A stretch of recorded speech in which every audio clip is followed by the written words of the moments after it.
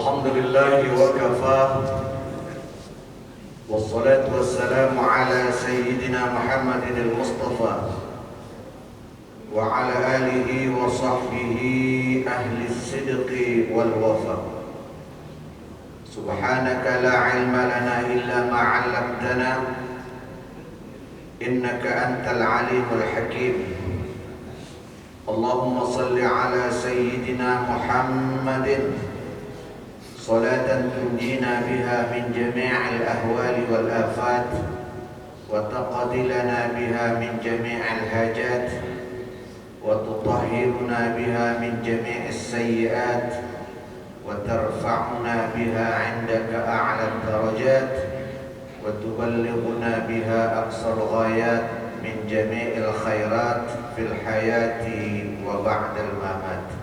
أما بعد، قال الله سبحانه وتعالى: أعوذ بالله من الشيطان الرجيم وإذا سألك عبادي عني فإني قريب أجيب دعوة الداع إذا دعان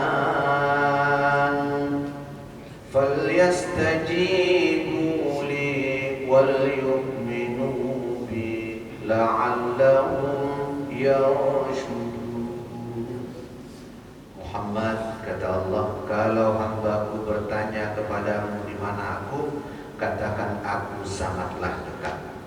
Aku akan menjawab semua doa permintaan hambaku yang bermohon kepadamu. Falyastajibu li, maka hendaklah terlebih dahulu mereka memenuhi kewajiban-kewajibannya. Wal yu'minu bi, dan hanya percaya kepadaku saja. La'allahum yarshudun, mudah-mudahan mereka semua mendapatkan petunjuk. Amin ya rabbal alamin. Ayat yang baru saya baca ini adalah kaitan sebelumnya tentang kewajiban-kewajiban puasa di bulan Ramadan. Sepertinya Allah memberi sinyal kepada kita bahwa kalau betul-betul kamu berpuasa imanan wa ihtisaban, kata Rasul, dengan keyakinan kepada Allah dan hanya mengharap dari Allah aja, maka kalau kamu berdoa di bulan Ramadan ini pasti Allah akan jawab. Ujibu da'watad da'i idza da'an, akan menjawab semua doa hambaku yang meminta kepadamu. Jadi oleh karena itu Bapak Saudara, tak ada lagi kesenangan, kebahagiaan, ketentraman hidup yang paling tinggi kecuali keinginan kita dipenuhi oleh Allah. Hanya saja kalau berdoa, kata para ulama, kita harus berhusnuzon kepada Allah. Kalau diberi Allah doa kita, alhamdulillah. Lalu kita jalankan amanah sesuai dengan nikmat yang Allah beri itu. Tapi kalau Allah tidak doa kita tidak dikabulkan, kita tetap berprasangka baik sama Allah. Mungkin doa kita itu belum pantas untuk dikabulkan Allah. Justru kalau dikabulkan Allah sekarang mungkin celaka kita. Kadang-kadang kita ini tidak pandai meminta. Jadi permintaan kita itu yang kelihatan aja, jangka pendek aja. Allah lihat efeknya ke depan. Makanya karena Allah sayang, nggak Allah kabulkan. Jadi oleh karena itulah kata para ulama, kalau minta doa berhusnuzon kepada Allah, berprasangka baik. Hari ini kita sudah memasuki puasa yang ke-20, mungkin ada yang 21. Artinya nanti malam kita sudah memasuki 10 terakhir yang digadang-gadang oleh para orang-orang soleh sebagai tempat menunggu datangnya Lailatul Qadar. Memang banyak riwayat yang menyebutkan tentang Lailatul Qadar ini. Kapannya itu? Kalau Lailatul Qadar itu sendiri di dalam Al-Quran sudah dimaktubkan, yang sering dibaca oleh imam kita kalau sholat, ya. Ayatnya inna anzalna fi lailatul qadar wa ma adraka ma lailatul qadar lailatul qadri khairum min alfi syahr tanazzalul malaikatu war ruh fiha bi'idni rabbihim min kulli amr salamun hiya hatta matla'il. Malam itu cuma satu malam aja, tidak sepanjang bulan Ramadan ini. Para ulama berpendapat dia di sepanjang bulan Ramadan, tapi satu malam aja, dari mulai malam pertama sampai malam ke-30. Entah di mana itu. Makanya kita harus terus bergiat beribadah dan berdoa siang malam kepada Allah. Karena malam atau Lailatul Qadar itu kita nggak tahu malam keberapa. Tapi ulama yang lain mengatakan malam-malam ganjil di semua malam Ramadan. 1, 3, 5, 7, 9, 11, 13 sampai 29. Itu kata para ulama sebagian. Ada lagi yang mengkerucutkan di 10 terakhir saja. Mau ganjil, mau genap, pokoknya asal 10 terakhir, di situ di malam itulah Allah dengarkan malaikat turun merentangkan sayapnya. Hampir tidak ada bumi ini yang tidak ada rentangan sayap malaikat. Artinya malaikat mendengar semua keluhan orang di sudut pojok manapun dia tinggal. Tidak ada tempat yang tidak ada malaikat mendengarkan doa kita. Lalu ada lagi yang lebih mengkerucutkan lagi adalah 10 malam terakhir tapi diganjil-ganjilnya aja. Inilah yang banyak diambil oleh kebanyakan orang.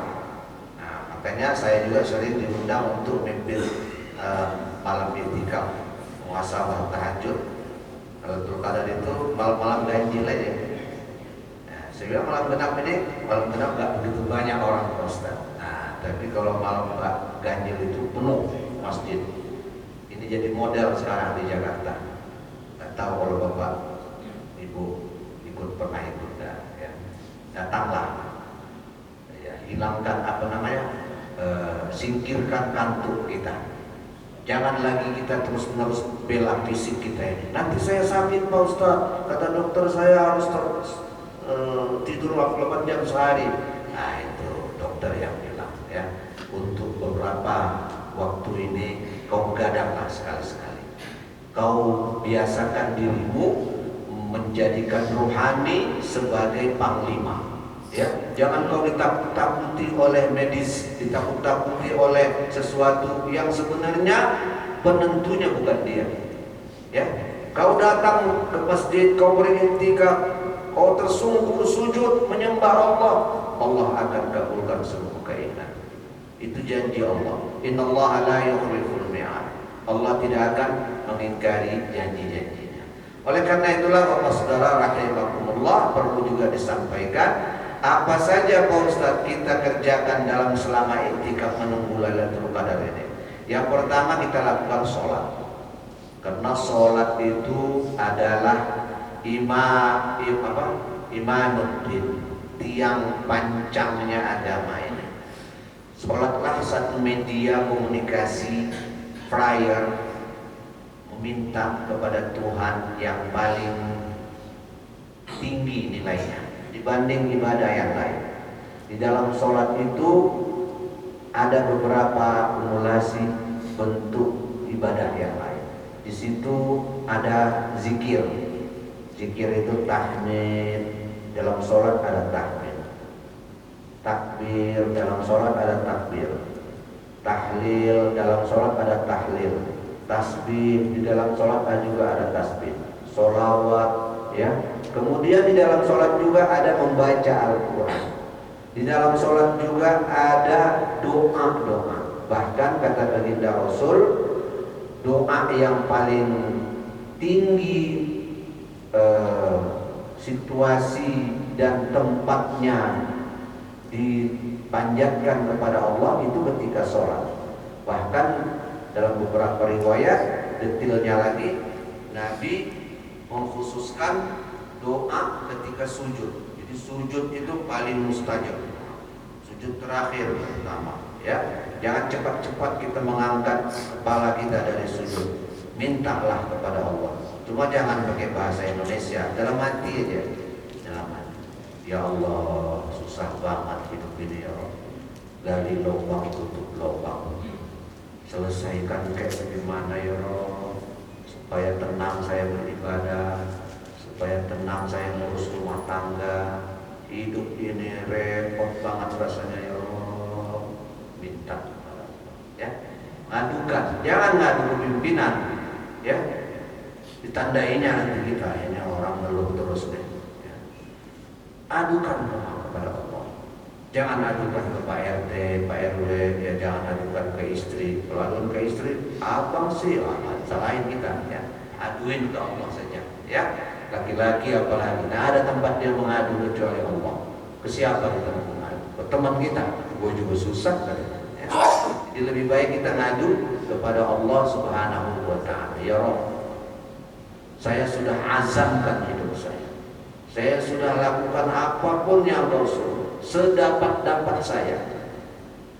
Kalaulah memang semua yang saya lakukan ini bermanfaat untuk hidup saya di dunia ini, bermanfaat untuk keluarga saya, untuk istri, anak, dan orang-orang yang saya cintai, maka wujudkanlah manfaat itu di dunia ini.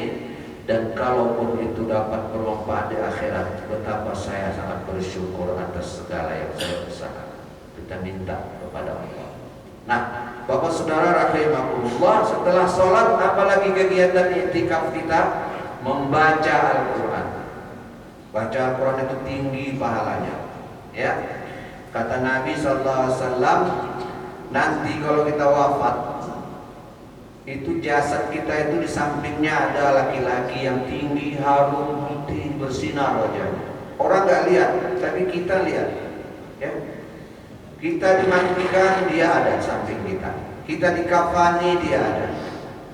Kita dimasukkan ke mobil ambulan, dia ikut masuk ambulan. Kita masuk ke yang lahat, dia ikut juga masuk. Kita diuruk, dia juga ikut diuruk. Bahkan ketika Munkar Nakir datang menanyai kita, dia membisikkan jawabannya. Ma rabbuka, kata Munkar Nakir. Allahu Rabbi. Bilang, Allahu Rabbi, bilang, Allahu Rabbi.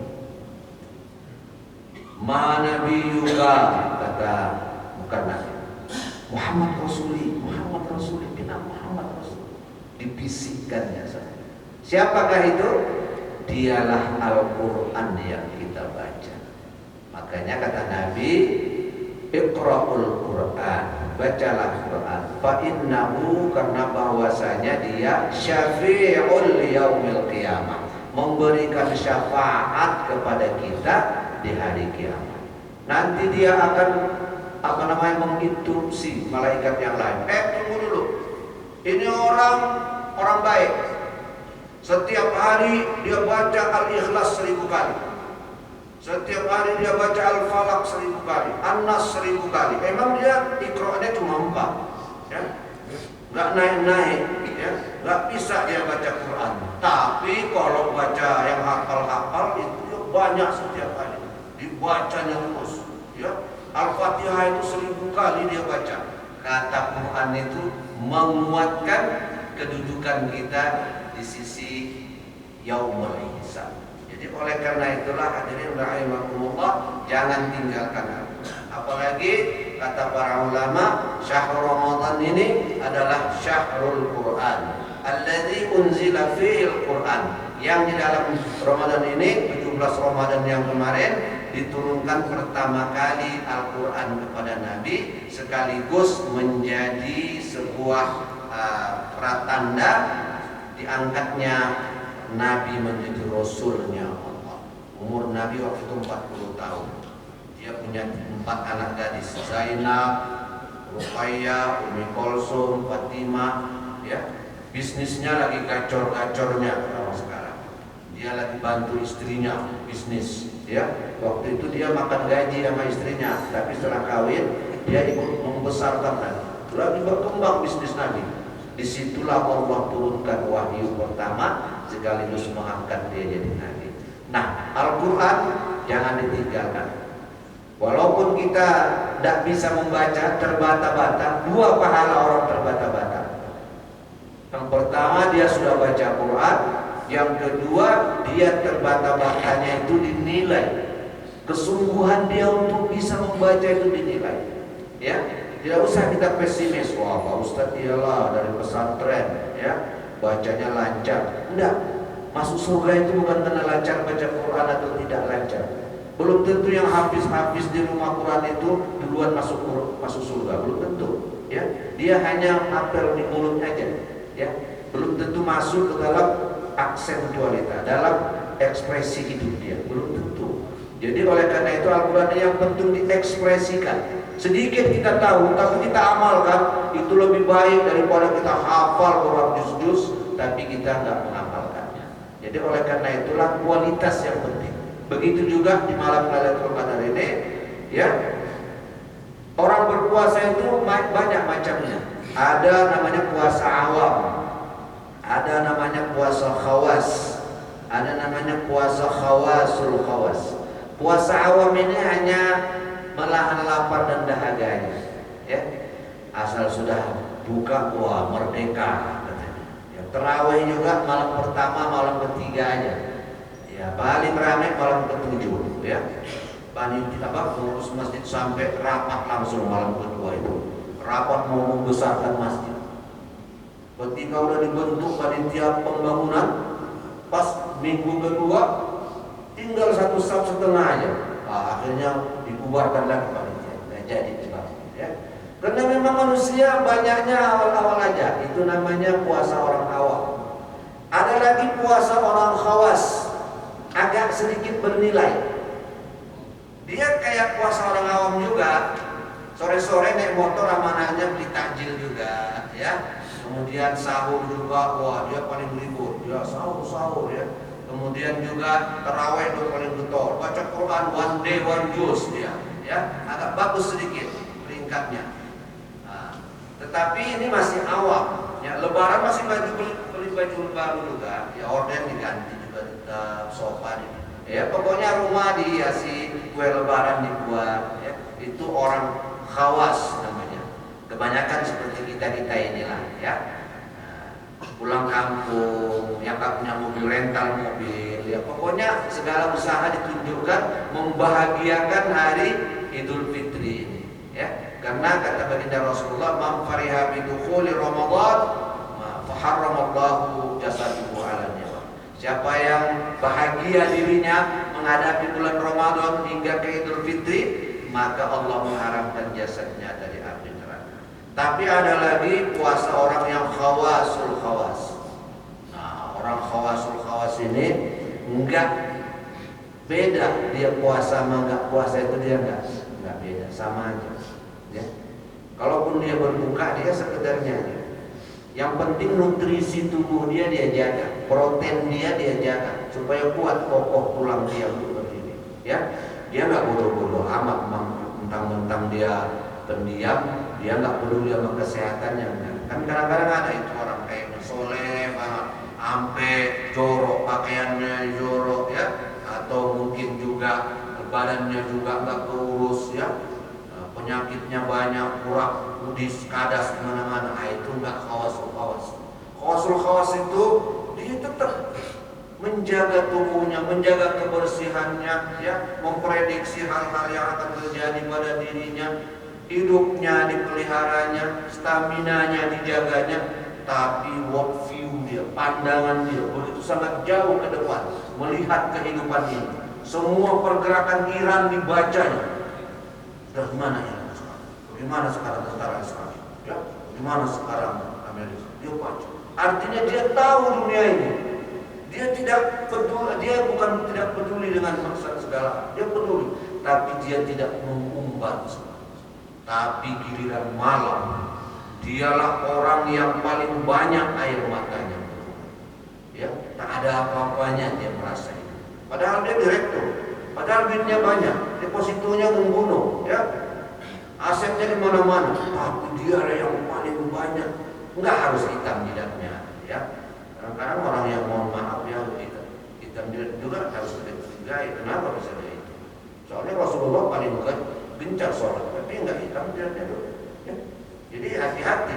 Kalau punya kita jadi hitam, cepat-cepat perbaiki, beli skincare supaya hilang. Karena itu cara riya untuk menunjukkan ibadah kita ke orang. Nggak usah tahu orang kita ibadah, ya, nggak usah tahu orang. Jadi bapak saudara, itulah yang disebut khawasul khawas.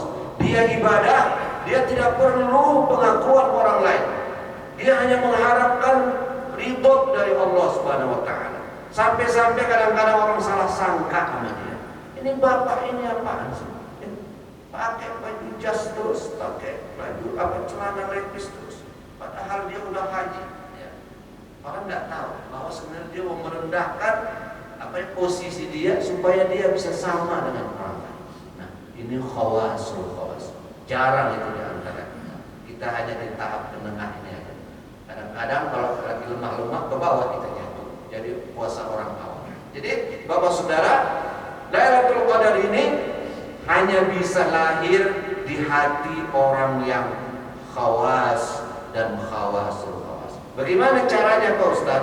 Dia harus memiliki metode untuk menyemaikan benih datangnya Lailatul Qadar itu. Benihnya apa Pak Ustaz?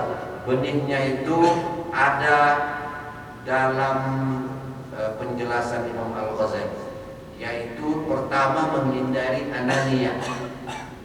Ananiyah itu kalau bahasa kita sekarang itu NPD, Neurosis Personality Disorder. Kalau orang NPD itu nggak bakal dapat itu. Orang NPD itu dia suka flying victim. Dia yang buat salah, bikinnya orang supaya salah. Ya, kayak Donald Trump itu lah kira-kira. Ya. Nah, kemudian orang NPD ini kalau salah nggak mau minta maaf, bahkan dia panggil pengacara untuk membangun argumen supaya dia paling benar. Ya. Orang NPD ini nggak peduli orang sakit hati, ngomong suka-suka aja. Kata para psikolog, ini orang tidak ada obatnya. Psikolog bilang nggak ada obatnya, NPD itu nggak ada obatnya. Tapi nanti di tasawuf ada obatnya. Ananiyah itu ada obatnya di tasawuf. Tapi di dunia medis ini NPD nggak ada obatnya. Ada satu buku saya baca karangan Soren Kierkegaard. Dia bilang bahwa NPD ini dia sebut namanya ghosting ya, ghosting, orang yang suka bikin meror, ya, membuat apa namanya ya semacam play victim identitas. Nah, dia bilang salah satu yang bisa mengobatinya itu munculkan kesadaran dalam dirinya. Waktu dia sedang tidur sama kita, kalau misalnya pasangan kita, ya. Lagi dia sudah mau tidur melayang gitu badan sudah mulai ngantuk, tapi belum tidur betul. Lagi-lagi sedang mau tidur ngantuk, sudah berat. Nah di situ ajak ngomong dia. Kalau misalnya yang NPD itu suaminya, istrinya ajak ngomong, bang, abang ingat nggak omongan abang tadi di dapur? Sakit banget rasanya di hati adek bang, seperti luka disiram cuka bang, perih banget, tega banget abang ngomong gitu sama adek. Itu dia biasanya kata Soren Kierkegaard, dahinya mengkerut itu. Dia di situ dia lagi apa namanya, zonanya itu zona kosong, bisa masuk di situ. Jadi langsung meresap dia. Tapi kalau omongan itu dia ajak ngomong lagi di siang-siang, itu dia paling mencandai kita. Masa katanya segitu aja. Tapi kalau lagi suasana seperti itu bisa masuk. Dan itu akan membekas nanti kata seorang juga waktu dia bangun tidur. Memori pertama yang tercuat dalam pikiran dia waktu dia terjaga omongan tadi. Itu mungkin, itu juga mungkin kata seorang juga bisa membuat seseorang salah. Pilnya nggak ada, tabletnya nggak ada, sirupnya apalagi nggak ada. Ya, itu yang bisa hanya dilakukan terapi psikologis. Tapi kalau dalam dunia tasawuf itu ada obatnya. Obatnya itu penanaman akidah. Ya, di dalam Al-Quran disebutkan bahwa Luqman menasihati anaknya. Kata Luqman, wala tusahhir khaddaka linnas wala tamshi fil ardi maraha. Jangan kau congkak di atas permukaan bumi. Jangan kau membusungkan dada kepada semua orang. Nah, lalu kata Al-Quran, untuk mengobatinya itu adalah kasih tahu dia bahwa ainama kuntum yudrikumul maut.